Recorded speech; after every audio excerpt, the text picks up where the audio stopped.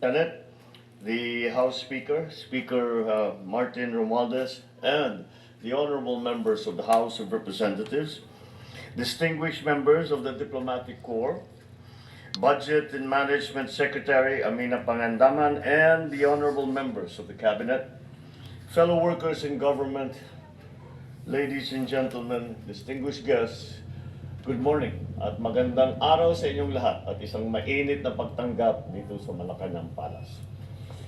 As we embrace the holiday season with the joy of Christmas filling our hearts and the new year inspiring hope and new possibilities, we are reminded that it is also a time for reflection and for resolve.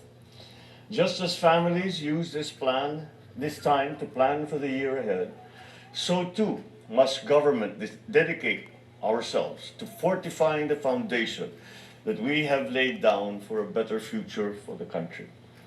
On this day that we honor our national hero, we enact the 2025 General Appropriations Act. And through this measure, the dreams of our heroes are realized by a nation birthed by their sacrifices. This budget reflects our collective commitment to transforming economic gains into meaningful outcomes for every Filipino. It is designed not just to address our present needs, but to sustain growth and to uplift the lives of generations that are yet to come. In the first 2 years of this administration, we focused on creating the foundation for an inclusive, sustainable, and resilient Philippines. From targeted reforms to strategic investments, we ensure that our progress is felt in the daily lives of every Filipino. Today, we build on that momentum, guided by the same precision, purpose, and unwavering determination. In my State of the Nation address last July, I called for the full cooperation of Congress to approve the budget in their usual timely manner and to adhere to the administration's proposed budget as closely as possible.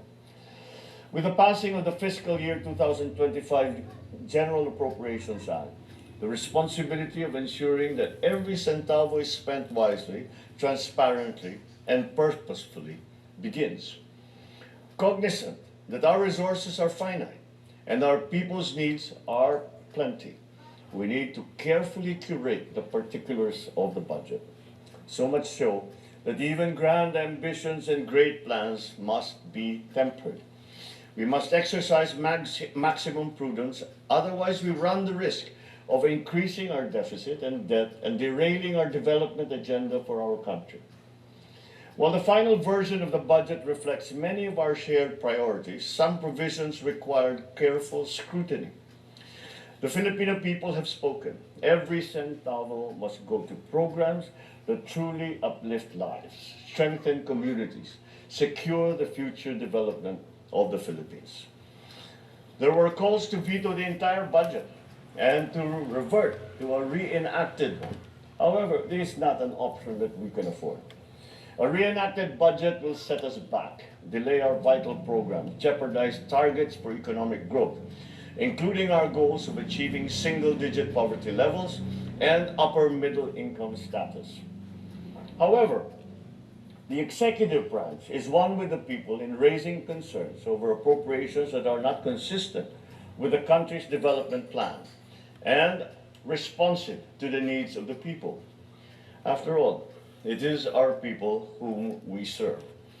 We take our role as stewards of our taxpayers' money seriously. And for this reason, after an exhaustive and thorough review, we have directly vetoed over 194 billion worth of the line items that are not consistent with our program priorities. These include allocations for certain programs and projects of the Department of Public Works and Highways and those under the unprogrammed appropriations, which increased by 300%. We shall also pursue conditional implementation on certain items to ensure that the people's funds are utilized in accordance with their authorized and stated purpose. Specifically, to ensure that government assistance is not merely a provisional solution to a persistent issue, we are compelled to subject the implementation of the Ayuda sa Kapos ng Kita program, or AKA, to the convergence efforts of the DSWD, DOLE, and Mandela. This way, we ensure that its implementation will be strategic, leading to the long-term improvement of the lives of qualified beneficiaries while guarding against misuse and duplication and fragmented benefits. This approach is anchored in a simple yet profound truth. The appropriation of public funds must not break the public trust. In the exercise of our budget execution function and our duty to ensure prudent fiscal management, we ensure that all increases in appropriations and new budgetary items shall now be subject to cash programming, applicable budget execution rules, and vetting and approval of the concerned offices. This way, we guarantee that these programs and projects are implementable and will redound to the benefit of our people. Sa sambayan ng Pilipino, nakikinig po kami sa inyo. Salamat po sa inyong pagkilatis sa ating national budget at sa pagpuna sa kaibahan ng isinumite ng Kongreso sa President's proposed budget. Kaya naman po, kahit Pasko, kaming lahat ay nagtrabaho upang pag-aralan ito. Ito pong ipapasang General Appropriation Act ngayon. Kasama na ang mga veto ay resulta ng aming pagdinig sa inyong tugon. Nakakaasa naman po kayo sa budget na ito. Ipapagpatuloy at papalawigin pa natin ang ating serbisyo sa inyo, alinsunod sa ating Philippine Development Plan ng 2023 to 2028. Titiyakin namin na mananatiling prioridad ang social services. Kasama na rin diyan ang edukasyon ayon sa mandato ng ating saligang batas. Pati na rin ang kalusugan.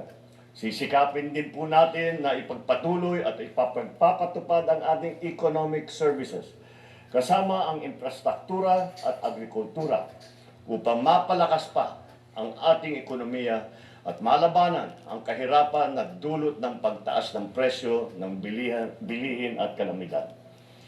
Titiyakin namin na maipapatupad ang mga plano upang maipababa ang presyo ng pagkain, lalong-lalo na ang bigas.